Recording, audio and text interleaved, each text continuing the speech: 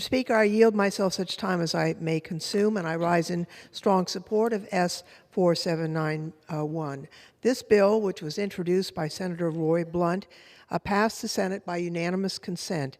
It would establish a term of 10 years for the director of the Government Publishing Office. Unlike the heads of other legislative branch agencies like the Architect of the Capitol, the Comptroller General, and the Librarian of Congress, the Senate-confirmed director of the Government Publishing Office has no defined term.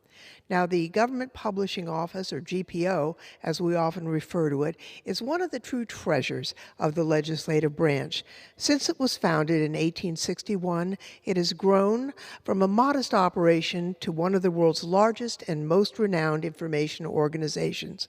Every day, GPO provides the government and public both conventionally printed products like the Congressional Record and passports, and digital services like e-books, digital publishing, mobile access, and more. It also plays a key role in continuity of government in case of an emergency. Over the course of the past several years, we've seen firsthand the importance of effective leadership at GPO. The COVID-19 pandemic caused the largest disruption to agency operations since the Civil War. But thanks in no small part to the leadership of Director Hugh Halpern, GPO provided top-notch, uninterrupted service to Congress to ensure that we were able to provide relief to American families, communities, and small businesses. And the agency did so thoughtfully and responsibly with the discipline needed to stay safe as possible. In fact, one prominent business award organization named GPO, quote, the most valuable employer during the COVID-19 pandemic. This bill would bring the GPO in line with the rest of the legislative branch and establish the same 10-year term for its director that currently exists for the Architect of the Capitol and the Librarian of Congress. As with those agencies, the director of the Government Publishing Office would be eligible for reappointment, and given his track record, certainly would have earned it. Formalizing the term of the director will ensure that the agency has effective leadership and allow for increased transparency and accountability. And for these reasons, I encourage my colleagues to support this piece of legislation. And Mr. Speaker, I reserve the balance of my time. The gentlelady reserves.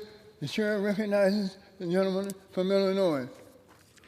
Well, Mr. Speaker, I yield myself as much time as I may consume.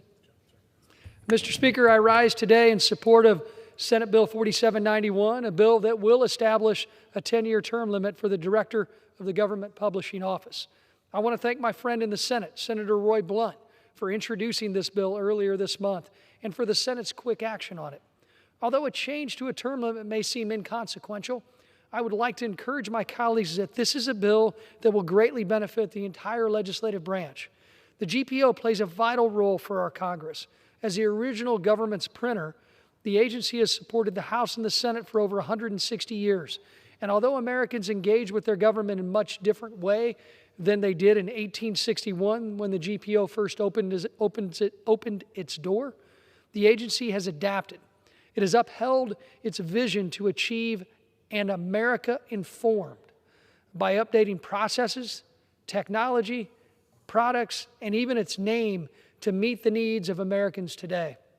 Much of the strategic success over time can be pinned down to two driving forces: Congress keeping GPO accountable to the needs of the institution, and strong agency leadership. Today, we find ourselves at a time when GPO is under the strongest leadership it's seen in decades. Director Hugh Halpern is a man whose career was shaped in the House of Representatives, from working on numerous House committees, including the Rules Committee, to being Director of Floor Operations. Hugh knows our institution and has taken that knowledge to the GPO. In the time since his appointment, he has greatly increased the transparency of the GPO, of course with congressional oversight, has launched numerous modernization initiatives to ensure that GPO products truly serve Congress and the American people, and got GPO back to work faster than any other legislative branch agency as we overcame the pandemic. The strategic plan GPO has in place is setting a course of predictable and accountable progress, a plan that should be supported by stable leadership. Right now, GPO is unlike other legislative branch agencies in not having a set term for its director. Senate Bill 4791 corrects that and aligns the GPO director position with its counterparts by establishing a 10-year term limit. Not only does this strengthen the agency by increasing institutional stability, it reinforces that the director of the GPO serves Congress and the American people, not the executive branch. I'm thankful for Director Halpern's leadership and innovation at the GPO and encourage my colleagues to support this legislation to further the GPO's accountability to this institution. I reserve. The gentleman reserves. The chair now recognizes the gentlelady from California. Thank you, Mr. Speaker, and I yield myself such time as I may consume. You know, Mr. Halpern did indeed work in the House of Representatives. He was on the Republican staff, and I think it's meaningful that the chair and ranking member of the House Administration Committee, Democrat and Republican, feel the same way, that he has done a terrific job as director of this office. The term limits is not about him. It's my understanding that he actually supports Senator Blunt's bill, but it's simply to have a time where you evaluate and then you can reappoint, just as with the Librarian of Congress and the Architect of the Capitol. Since I don't have additional speakers, I'm going to take advantage of a little bit of time to discuss an item that will be up for consideration of the floor later today. And that has to do with a proposed change to venue rules for federal antitrust cases. It's very arcane, which is why I think it's important to discuss the minutia of this. In 1968, Congress acted to allow a senior judge panel to consolidate cases where it would be efficient for the court. And here's the example. State AGs have the capacity right now and would in the future to to file antitrust cases. But if you had, as they did in 1968, a multiplicity of AGs filing a case in different states, you would end up with different witnesses having to go through the same thing over and over again, inconsistent rulings. And so that's why the Congress consolidated this. In that case, it was a large multi-district litigation having to do with electrical equipment. And it's worked pretty well. Why we would change it is something that has been a mystery to me. You know, the arguments in favor, I think, do not hold water. The administrative office of the courts has pointed out that the U.S. Cases are not subject to transfer under this section. And why is that? The Department of Justice coordinates itself, unlike the separate attorney generals. So I do think that the possibility of adverse outcomes is quite possible. Certainly Mr. Negus's bill to raise fees is something I support. I'm a co-sponsor of that bill. But if we reject the venue provisions, we'll just go back and bring Mr. Negus's bill up later. So that's what I would recommend. I just want to say something further. This venue rule is not just oriented towards one sector of the economy. Mr. Buck, the author, mentioned technology yesterday. Big tech was his words.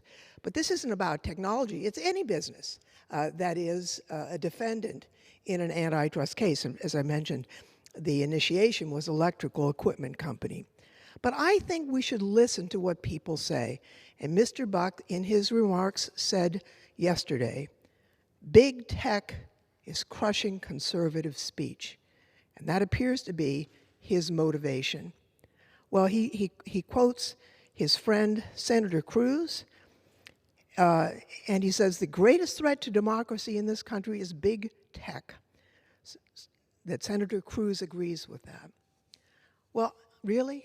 I mean, Senator Cruz, who voted not to amend the Electoral Count Act that was promoted by Roy Blunt, the author of this, who tried to overturn the election of 2020, who says that moderating inflammatory or dangerous content is a violation of free speech or maybe a violation of antitrust.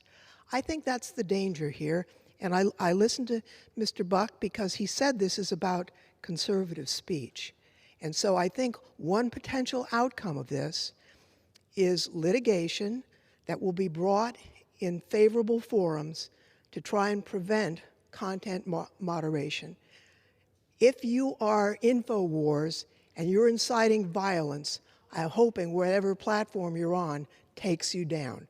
That's not conservative speech or liberal speech, that's dangerous speech. And I do hope that we will see this for what it is. Not every AG is a model of probity. The Attorney General in Texas right now is hiding from process servers and has, we know, some other legal problems. To suggest that every Attorney General is going to be guided by principles of law, as we would hope the Department of Justice and many of the AGs are, would be a serious mistake. So with that, I'm glad to have had a moment to get into this very arcane issue because there may not be time later today. And at this point, I would reserve the balance of my time. The gentlelady reserves. The chair now recognizes the gentleman from Illinois. Yeah, thank you again, Mr. Speaker. I actually have some time left myself and was debating on what to talk about, and I don't really have anything to talk about with successful fantasy football teams this weekend, so I'm actually glad that my colleague brought up the Electoral College Act.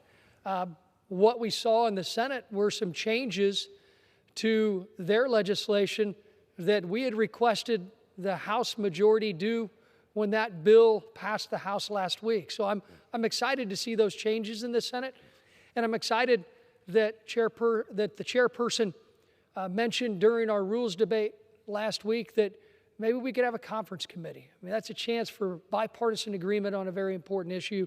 So I look forward to seeing whether that opportunity presents itself.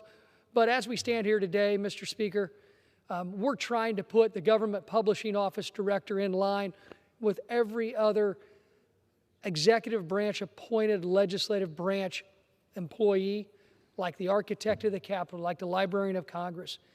And what's happening to the GPO has garnered bipartisan support today, and we need to continue to see that progress.